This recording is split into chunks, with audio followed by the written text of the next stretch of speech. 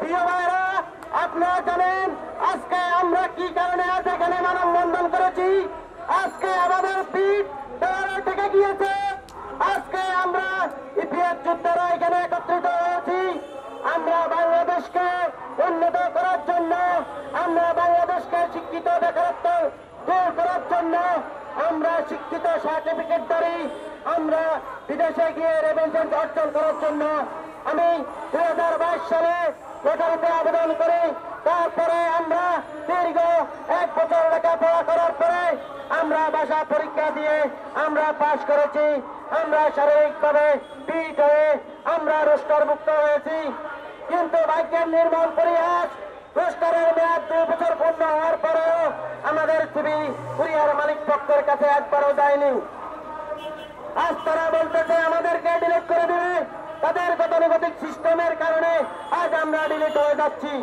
তারা নিয়মতান্ত্রিক ভাবে ইস্যু করাচ্ছে না।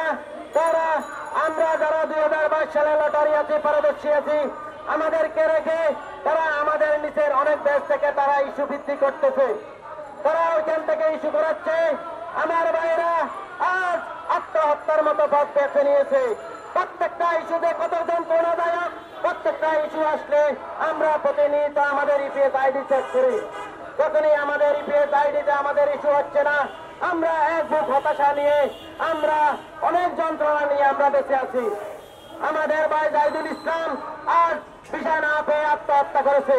আমাদের অনেক ভাই আজ হেজিটেশন অবস্থা আছে, হতাশাগ্রস্ত আছে।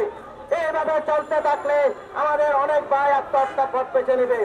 সুতরাং আমি বলছেনকে বলবো, আপনারা গতানুগতিক সিস্টেমটাকে আমরা নিয়মতান্ত্রিক সিস্টেমে আনেন। আপনারা আমাদেরকে ডিলিট থেকে রক্ষা করেন, আমাদেরকে পুনরুদ্ধার করেন।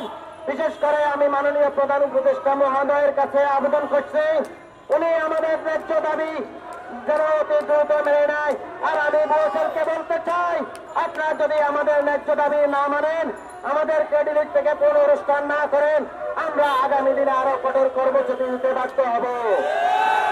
আমাদের ভাইয়েরা সারা বাংলাদেশ থেকে দূর দূরান্ত থেকে যারা এসেছেন, সবাইকে আমি ধন্যবাদ জানাচ্ছি, সবার প্রতি কৃতজ্ঞতা জানাচ্ছি। যদি বলছেন অতি তাড়াতাড়ি আমাদের বিষয়ে পদক্ষেপ না নেয়, হয়তো আমরা আবার আন্দোলনে ডাক দিব। আপনারা আরো সবাইকে নিয়ে উপস্থিত থাকবেন। আসসালামু আলাইকুম রহমতুল্লাহ ওয়া বারাকাতুহু।